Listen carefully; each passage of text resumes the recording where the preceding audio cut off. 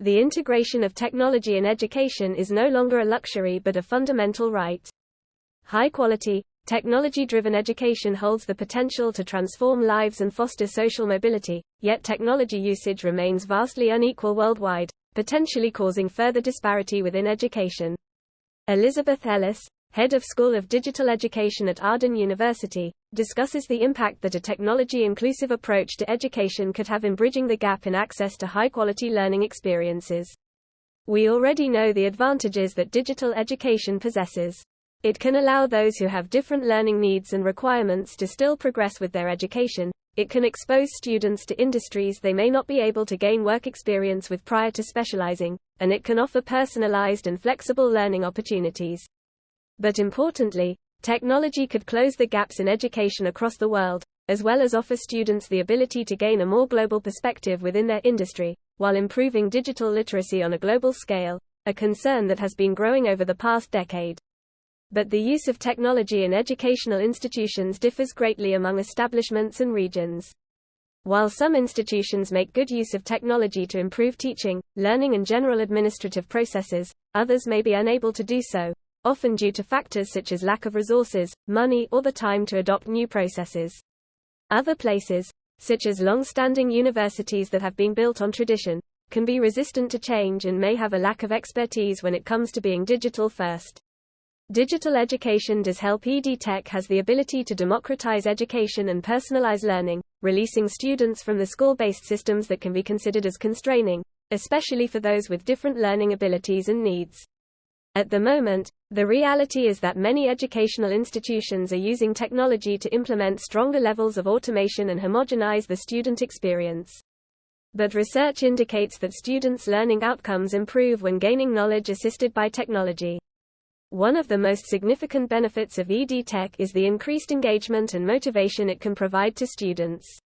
This is partially due to technology promoting student-centered learning practices, where the focus of instruction shifts from the teacher to the student. This allows students to develop autonomy and independence as they become responsible for their own learning path.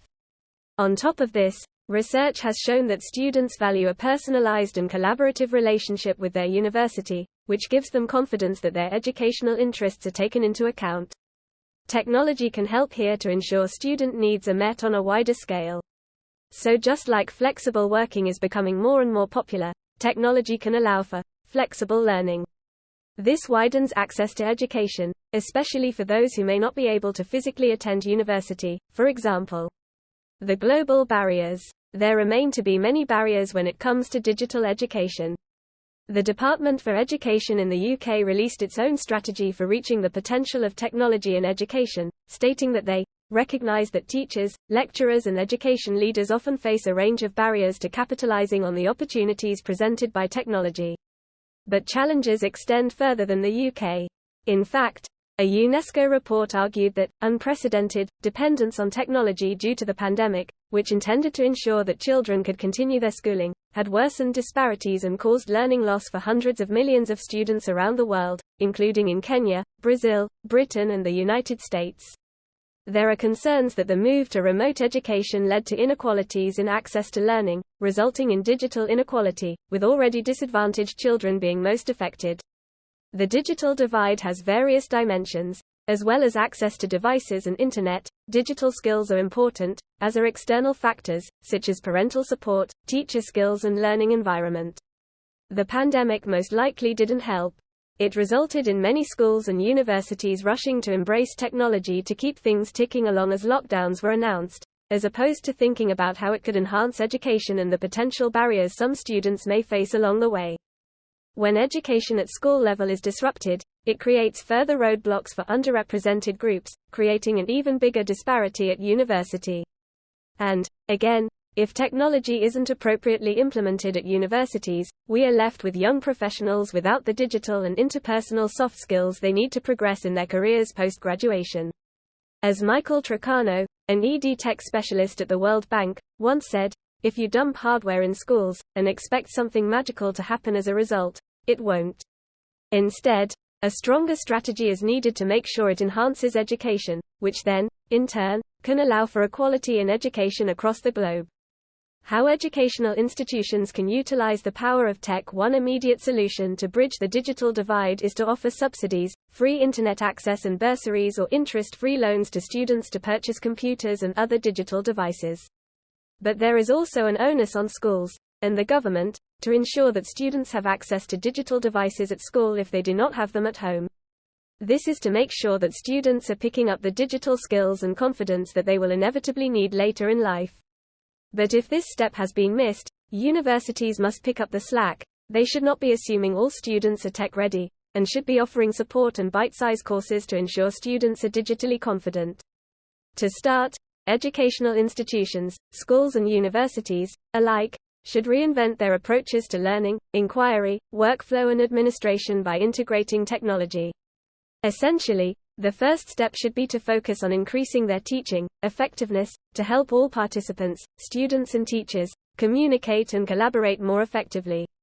This could be implementing technology that helps to flag student attendance and who may need more guidance, or technology that allows lecturers to plan lessons more effectively, so they can focus on the teaching and the delivery of lesson materials.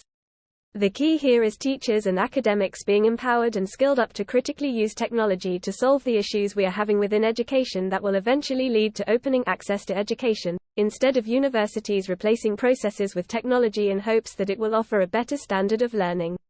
This extends to taking a step back and ensuring that courses are truly inclusive when technology is integrated. For instance, more people have access to a smartphone than a laptop, so looking at applicable apps is essential, as well as creating course information in a mobile-friendly way.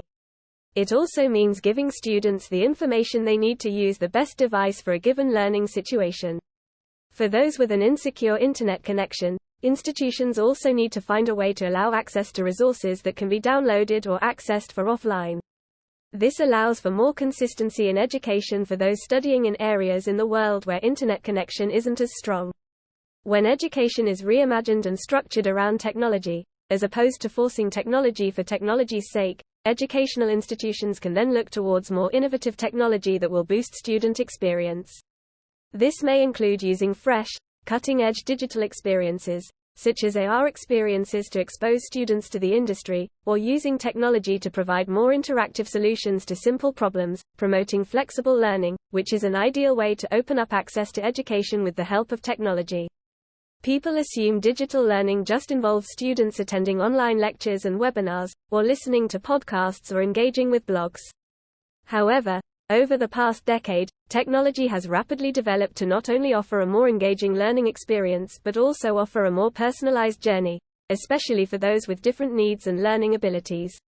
As a result, we can look towards opening up access to education, instead of hindering students' learning experiences. Of course, some of the aforementioned barriers will remain.